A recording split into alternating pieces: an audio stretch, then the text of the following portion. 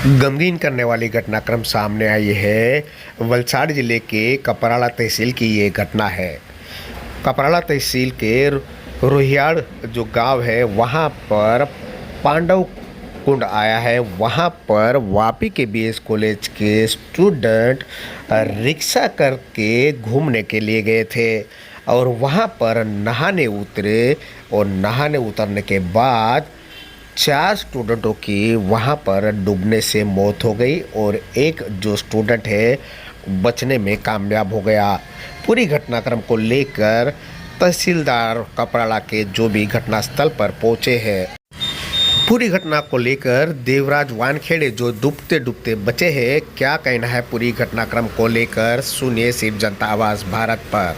हम आए थे सोमनाथ वापी से, घूमने आए थे इधर, तो उनके फ्रेंड ने बताई थी जगह घूमने के लिए।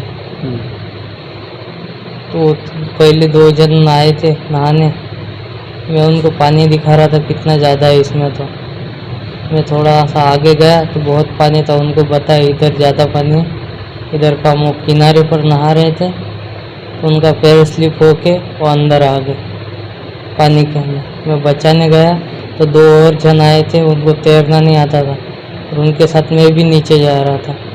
तो मैंने हाथ छोड़ा, ऊपर आया, फिर से कोशिश की उसे ऊपर लाने की चारों को, तो नहीं हो पाया तो मैं किनारे पर आ गया। बाद में पता नहीं मुझे, मैं बेहोश था। KBS कॉलेज 9 जन थे। गमगीन करने वाली घटनाक्रम सामने आई है। ये दमन के सोमनाथ के रहने वाले चारों 4 जो डूबकर जिनकी मौत हुई है, स्टूडेंट जो है उनकी वो सोमनाथ के रहने वाले हैं और वापी की KBS कॉलेज में ये पढ़ते थे। पूरी घटनाक्रम को लेकर वापी की KBS कॉलेज में कई प्रकार के कार्यक्रमों का आयोजन किया गया था, जैसे कि एनुअल डे से लेकर तो कई सारे उसको मौकूफ कर दिया गया। और इस घटनाक्रम को लेकर कपराड़ा तहसीलदार का क्या कहना है, सुनिए।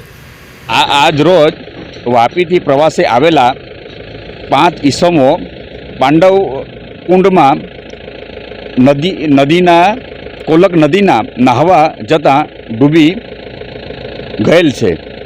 જે એ 5 પૈકી એક ઈસમની મુલાકાત લીધી અને તેઓ સારવાર હેઠળ છે।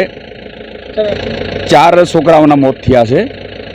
વહીવટી તંત્ર, પોલીસ તંત્ર ખડે પગે છે અને આ ચારેના વારસોની એને જાણ થઈ ગઈ છે અને તેઓ તમામ ચારે મૃતકોના વારસો પોલીસ સ્ટેશનમાં હાજર છે।